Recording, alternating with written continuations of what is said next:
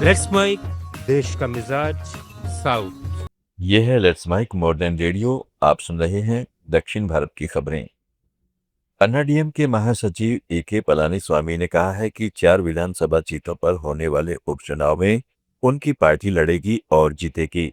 इन सीटों से पार्टी के 4 विधायकों ने इस्तीफा दे दिया और सत्तारूढ़ टीवीके में शामिल हो गए हैं। पलानीस्वामी ने इसे हॉर्स रेडिंग करार दिया।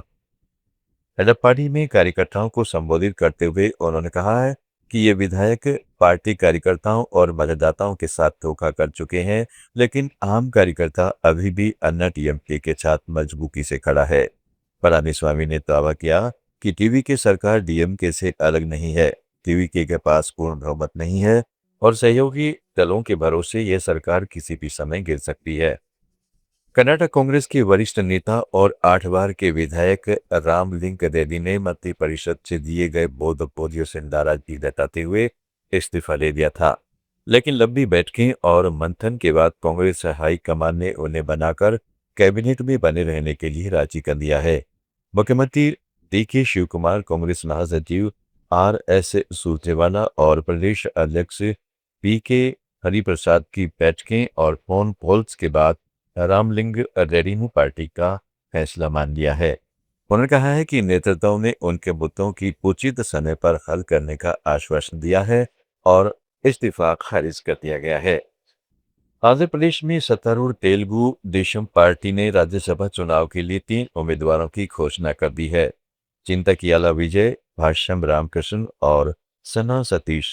मुख्यमंत्री एन चंद्रबाबू नायडू ने अमरावती में अपने कैंप ऑफिस में इन तीनों को बी फॉर्म सौंपे। पार्टी ने कहा कि उम्मीदवारों का चयन सामाजिक समीकरण, पार्टी के प्रति समर्पण, निष्ठा और युवा नेतृत्व को बढ़ावा देने को ध्यान में रखकर किया गया है। चिंतकियाला विजय विधानसभा स्पीकर के बेटे और टीडीपी के राज्य महासचिव है, जबकि सना सतीश का पुनर्नामांकन है। भाष्यम रामकृष्ण शिक्षा क्षेत्र से जुड़े जाने माने चेहरे हैं। तेलंगाना के मुख्यमंत्री रेवंत रेड्डी ने केंद्र सरकार को 15 जून तक राज्य से धान खरीदने की समय सीमा दे दी है और कहा है कि अगर यह नहीं हुआ तो किसानों की फसल बर्बाद हो जाएगी। कोहिरा में जनसभा को संबोधित करते हुए उन्होंने मेट्रो रेल विस्तार, आदिलाबाद वारंगल एयरपोर्ट और पलामूरू रंगारेड्डी लिफ्ट सिंचाई परियोजना जैसे कई लंबित प्रोजेक्ट्स पर केंद्र की देरी की आलोचना की और केंद्रीय मंत्रियों पर निशाना साधा। हालांकि उन्होंने जोर दिया है कि केंद्र और पड़ोसी राज्यों के साथ सौहार्दपूर्ण संबंध बनाए रखना जरूरी है। पुडुचेरी में एनडीए सरकार के गठन के करीब 1 महीने बाद कैबिनेट विस्तार की अटकलें तेज हो गई हैं। मुख्यमंत्री एन रंगासामी ने कुछ दिन पहले उपराज्यपाल के कैलाश नाथन को नए मंत्रियों के नाम की सूची सौंप दी थी, जिसे गृह मंत्रालय की मंजूरी के लिए भेजा गया। 13 मई को मुख्यमंत्री के साथ 2 मंत्रियों एआईएनआरसी के मल्लादी कृष्णराव और बीजेपी के ए नमः शिवाय की शपथ हुई थी, लेकिन 3 पद अभी भी खाली हैं। एनडीए में सत्ता साझेदारी के तहत बीजेपी एक और मंत्री और स्पीकर पद की उम्मीद कर रही है, जबकि एआईएनआरसी से भी नाम प्रस्तावित है। इंडिया गठबंधन की 8 जून को दिल्ली में होने वाली बैठक से ठीक पहले सीपीएम महासचिव एम.ए. देवी ने कांग्रेस अध्यक्ष मल्लिकार्जुन खड़गे को पत्र लिखकर केरल विधानसभा चुनाव के दौरान कांग्रेस द्वारा लगाए गए आरोपों पर स्पष्टीकरण मांगा है। कांग्रेस नेताओं ने आरोप लगाया था कि सीपीएम ने भाजपा से समझौता किया था और पिनराई विजयन और मोदी के बीच खास रिश्ता है।